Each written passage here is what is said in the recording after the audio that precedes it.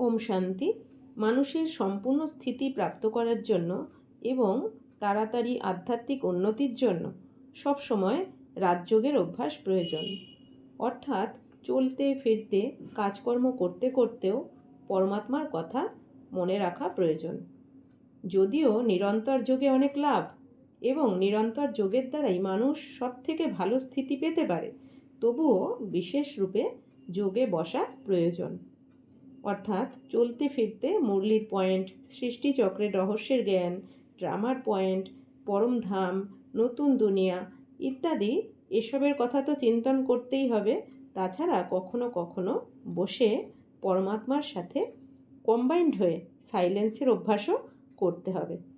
অর্থাৎ বাবা আর আমি, এছাড়া আর কোনো সংকল্প আসবে না, এই অভ্যাস করতে হবে।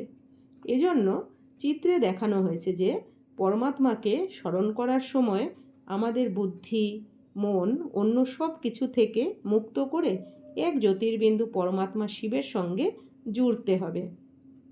মন চঞ্চল হবার জন্য কাম, ক্রোধ, লোভ, মোহ, অহংকার অথবা শাস্ত্র এবং গুরু ইত্যাদির দিকে মন চলে যায়। কিন্তু অভ্যাসের দ্বারা আমাদের মন এক পরমাত্মার স্মৃতিতে স্থির করতে হবে।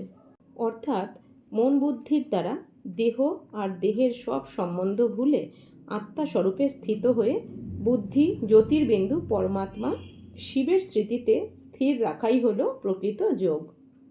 অনেকে যোগকে খুব কঠিন বলে মনে করে। তারা নানা প্রকার হঠক্রিয়া, জপ, তপ অথবা প্রাণায়াম করতে থাকে। কিন্তু বাস্তবে যোগ অতি সহজ। যেমন সন্তানের নিজের পিতাকে অতি সহজে ও স্বাভাবিকভাবেই মনে থাকে, তেমনি আত্মার নিজের পিতা পরমাত্মার স্মৃতি সহজ ও স্বাভাবিকভাবেই আসা উচিত। এই অভ্যাসের জন্য কথা মনে রাখা প্রয়োজন, আমি এক আত্মা, জ্যোতির্বিন্দু স্বরূপ এবং জ্যোতির্বিন্দু পরমাত্মা শিবের অবিনাশী সন্তান। যে পিতা ব্রহ্মলোক নিবাসী, শান্তির সাগর, আনন্দের সাগর, প্রেমের সাগর এবং সর্বশক্তিমান। এরূপ মনে করতে করতে মনকে ব্রহ্মলোকে পরম পিতা পরমাত্মা শিবের প্রতি নিবদ্ধ করতে হবে এবং পরমাত্মার দিব্য গুণাবলী ও কর্তব্যকে মনে করতে হবে। যখন মন এইরূপ স্মৃতিতে স্থিত হবে, তখন সাংসারিক সম্বন্ধ অথবা বস্তুর আকর্ষণ অনুভব হবে না। যতই পরমাত্মার জ্ঞানে নিশ্চয় হবে, ততই সাংসারিক ভাবনা, চিন্তা এবং লৌকিক পরিজনদের স্মৃতি মন থেকে দূর হবে এবং নিজের স্বরূপ ও পরমপ্রিয় পরমাত্মার গুণাবলীর অনুভব হবে। আজ অনেকে বলে যে আমার মন পরমাত্মার স্মৃতিতে স্থির থাকে না অথবা আমার যোগ লাগে না।